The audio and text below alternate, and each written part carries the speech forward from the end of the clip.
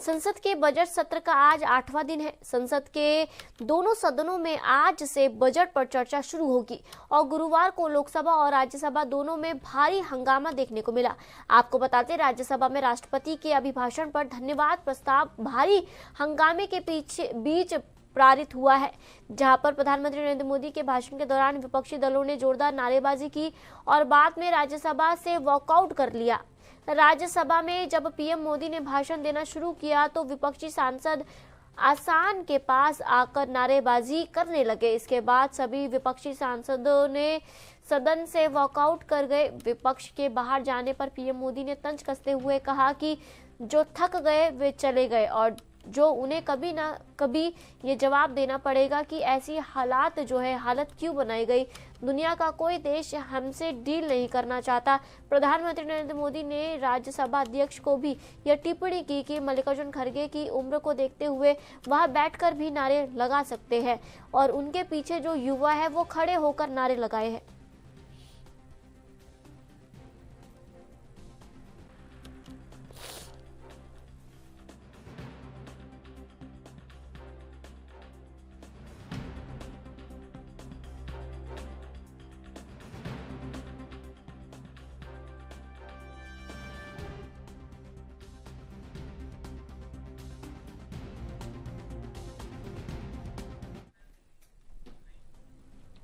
दिल्ली से हमारे संवाददाता राजीव जी जुड़ चुके हैं। राजीव जी, जिस तरीके से परसों लोकसभा में पीएम मोदी का भाषण होना था, भाषण धन्यवाद करना था उन्हें, जिसपे उन्हें नहीं करने दिया गया। कल उन्होंने राज्यसभा में बात करने की कोशिश की, उस पे भी हंगामा हो गया। आखिर विपक्ष चाहता क्या है? देखिए, यहाँ पर बात करें, विपक्ष जो है वो कहीं ना कहीं ऐसे सवालों को रखता हुआ नजर आ रहा है जिससे सरकार को मुश्किल होती नजर आए। वहीं लोकसभा के अंदर जिस तरीके से हंगामा देखने को मिला, बार बार राहुल गांधी जो है वो कहीं ना कहीं भारत और चीन के रिश्ते को लेकर बार बार सवाल उठाते नजर आ रहा है। वहीं राष्ट्रपति अभिवादन को लेकर भी कहीं ना कहीं जो प्रधानमंत्री की तरफ से भाषण होना था उसमें लोकसभा के अंदर कहीं ना कहीं उनको बोलने नहीं दिया गया, जिसकी वजह से भाषण जो है वो अभिवादन जो था वो कहीं ना कहीं स्थगित होता नजर आया। कल राज्यसभा के अंदर खुद प्रधानमंत्री ने भी अपने अभिवादन के अंदर बिल्कुल स्पष्ट कर दिया कि विपक्ष जो है किस तरीके से कार्य करता है और प्रधानमंत्री जो पिछले बार प्रधानमंत्री रहे हैं उनके द्वारा किस तरीके से कार्य किए गए।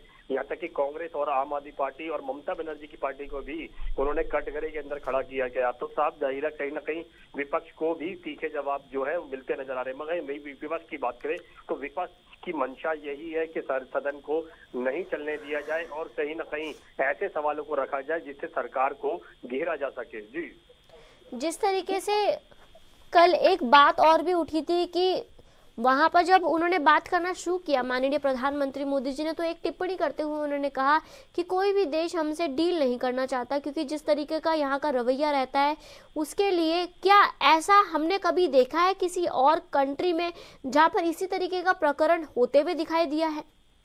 देखिए, यहाँ पर बात करें विपक्ष और सत्ता पक्ष, तो ये हर कंट्री के अंदर होता है। सत्ता पक्ष का अपना भूमिका होती है, विपक्ष की अपनी भूमिका होती है। तो यहाँ पर विपक्ष जिस तरीके से लगातार सवाल उठा रहा है और खुद प्रधानमंत्री ने कहा कि भारत से कहीं ना कहीं बाकी जो देश है वो कहीं ना कहीं समझौता नहीं करना चाहते हैं, डील नहीं करना चाहते हैं, क्योंकि यहाँ की जो रणनीति है या फिर कहें विपक्ष जिस तरीके से सरकार को घेरता है उसको लेकर कहीं ना कहीं मंशा जताई। मगर यहाँ पर बात करें विपक्ष की, तो राहुल गांधी जिस तरीके से बार बार किताब का जिक्र कर रहे हैं, ये भी कहा जा रहा है कि ये किताब जो है वो कहीं ना कहीं पूर्व आर्मी के जर्नल ने लिखी है, जिस तरीके से उनकी तरफ से ही बताया गया है, पूरी जानकारी जो है वो बता रहे हैं। मगर फिर भी कहीं ना कहीं सरकार उस किताब के जिक्र को भी कहीं ना कहीं तरह से नकारती हुई नजर आ रही है और कहीं ना कहीं ये कहा जा रहा है कि किताब जो है वो गलत है और ऐसी कोई किताब जो है प्रकाशित ही नहीं हुई है। मगर राहुल गांधी जो है बार बार इस किताब को लेकर सरकार को घेरते हुए नजर आ रहे हैं। बार बार सदन के बाहर जो है वो कहीं ना कहीं करते प्रदर्शन कर रहे हैं, बार बार उनके सांसद जो है